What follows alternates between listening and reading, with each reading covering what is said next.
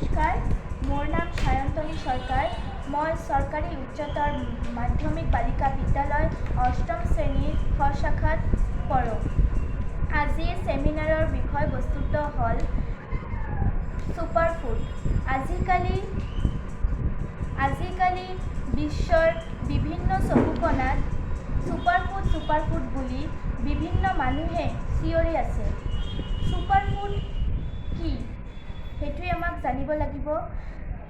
বিভিন্ন সময়ত গৱেষণাত দেখা পোৱা গৈছে যে খাদ্যৰ অভাৱত বিভিন্ন ধৰণৰ ৰোগত মানুহে মৃত্যুৰ মুখত পৰিছে।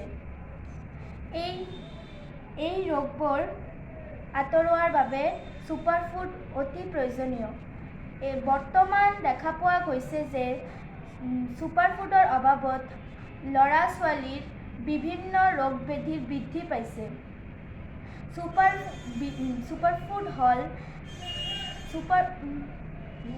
ছুপাৰফুড হ'ল এনে এবিধ খাদ্য য'ত এন্টিঅক্সিডেণ্ট, ভিটামিন, মিনাৰেল, খনিজ দ্ৰব্য আদি থাকে।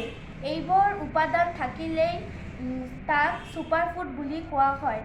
ছুপাৰফুডৰ উদাহৰণ হ'ল কল, আপেল, আঙুৰ, বিভিন্ন সেউজীয়া শাক-পাচলি, বিভিন্ন উদ্ভিদৰ বীজ, তাৰপিছত মধুৰিআম, পালেং শাক আদি।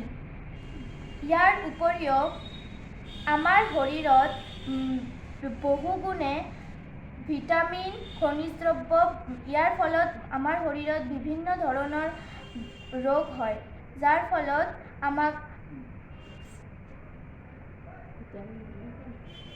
ভিটামিন, মিনাৰেল লাগে। এইবোৰ ছুপাৰফুডতে থাকে।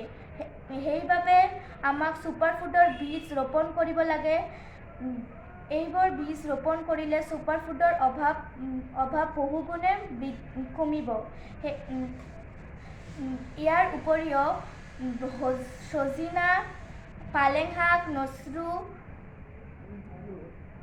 মধু আদিবোৰ হ'ল ছুপাৰফুডৰ অতি প্ৰয়োজনীয় খাদ্য। নমস্কাৰ।